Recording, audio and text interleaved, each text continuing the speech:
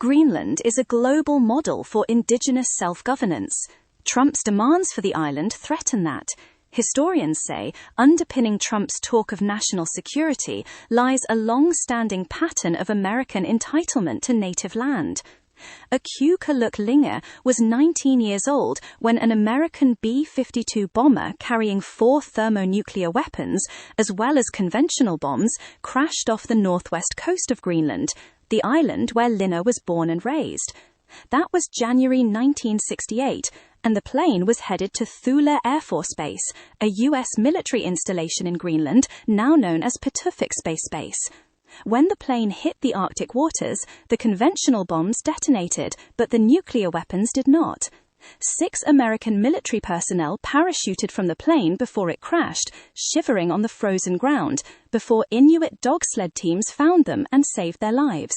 One service member trapped on floating ice 6 miles from Thule survived the negative 21-degree Fahrenheit weather by wrapping himself in his parachute. Now, aged 78, Ling wonders if the United States remembers that Inuit dog sleds saved American lives, or the fact that Greenlanders fought for the US in Afghanistan as enlisted members of the Danish military, dying at the second highest rate of any country besides the US. That US Air Force Base is still operational, and 150 American military personnel are currently stationed there. Why should a friend for so many years be treated like this? Ling said. We need support from democratic-minded people in the United States. President Donald Trump has demanded that the United States acquire Greenland and said that control of the island is necessary for national and international security. He has threatened European allies with tariffs and even hinted at seizing Greenland by force. On Wednesday, Trump backtracked on both threats and said he'd reached a framework of a future deal with respect to Greenland without giving any details. However, Trump's behavior over the island has already undermined America's relationship with Europe by threatening long-standing alliances.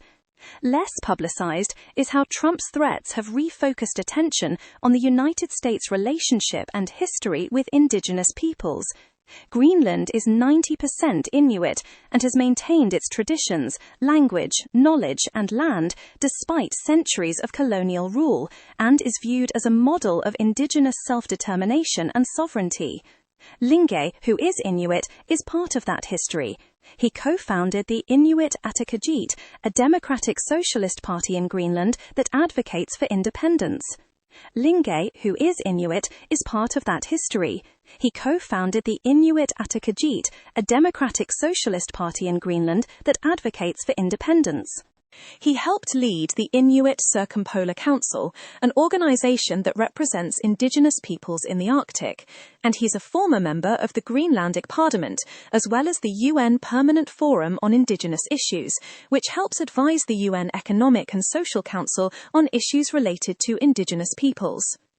Greenland is still part of the Kingdom of Denmark, a colonial relationship that's existed since the 18th century, but thanks to the work of people like Ling, the island has achieved a level of political independence that many indigenous peoples aspire to.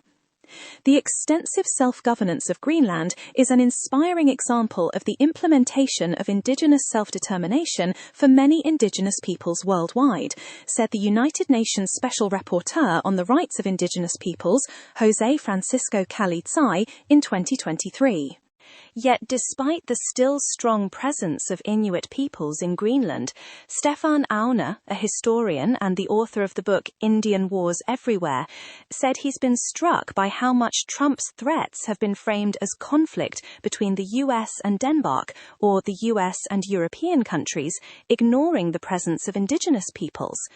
This really kind of evokes the way the history of North America often gets narrated, which is a kind of imperial squabble between the British, the French, and the Spanish, and then later the United States, despite the fact that there's all these different native nations that play a really equally important role in the war, the politics, the economics, and the diplomacy on the continent, Aune said. So there's definitely a parallel there. Aune is among many experts who see Trump's policies and rhetoric as echoes of historical entitlement to native land, reframed as a defensive struggle against indigenous nations or other threats. The iconic image of this is the surrounded wagon train, which you can see in all kinds of art, paintings, and then later movies and television and video games, Orn said. Settler colonialism consistently gets reframed as a defensive struggle rather than an invasion.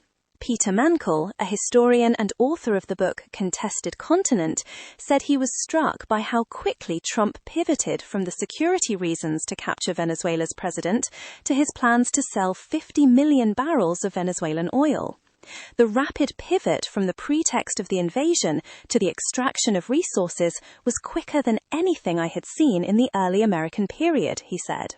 We've seen this before, and it has often had catastrophic consequences for indigenous peoples, as well as deleterious impacts on various environments.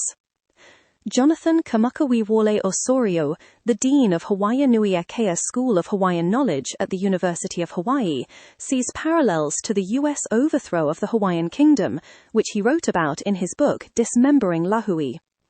In the late 1800s, the U.S. was motivated to annex Hawaii in order to cement economic control over the island's sugar plantations and to establish military control over Pearl Harbor. The fact that the President of the United States no longer feels that it's necessary to justify imperialism in any other way except that we need it is deeply revealing and clarifying, Osorio said. When you remove all of the pretext and you realize that all this has ever been about has been the acquisition of opportunities and other people's countries, it's never been any different. Greenland is 3 times the size of Texas and home to about 56,000 people. The island has 39 of the 50 minerals that the US considers to be critical for military technology and the US economy, many of which are used for clean energy technology like electric vehicle batteries. Investors are hoping that melting ice caps due to climate change will make it easier for companies to mine minerals like gallium, which can be used to create computer chips. But Paul Byerman, a geoscientist who has studied ice sheets in Greenland, is skeptical. He said melting permafrost has led to cratering on US Air Force runways and thinks mining infrastructure would face similar challenges. If you've ever stood next to a melting glacier, you're not putting a mine there. The ice is literally melting below your feet. It's crumbling, it's collapsing, he said. The idea that we're going to walk in and in a year start up mines and have minerals coming out and be rich, it's a complete and utter fantasy. It doesn't match the reality of being on the ground. That hasn't stopped wealthy investors from yearning to profit from Greenland, from billionaire Ronald Lauder to Peter Thiel. Bierman said the greater risk to humanity is allowing climate change, which Trump has called a hoax, to continue to melt ice caps and inundate low-lying cities like Jakarta, eventually dislocating an anticipated 500 million people. Compared to the value of strategic minerals in Greenland, it's orders of magnitude more in damages from letting the ice melt, said Bierman, who wrote a book on Greenland called When the Ice is Gone. Denmark has recognized Greenland as self-governing, with a right to its own mineral resources, and Greenlanders have been extremely clear about their desire to maintain their sovereignty, as well as their affiliation with Denmark. It is our country, Linge said. No one can take it. Since World War II, Greenland has been a close military ally of the US, hosting not just Pituffik Space Base, which displaced an Inuit village, but also more than 20 American military bases that were eventually abandoned. Treaties dating back to 1941 give the US enormous sway over what its military can do on the island and prevents other militaries from operating there, even though Trump has repeatedly claimed that Russia and China are doing so.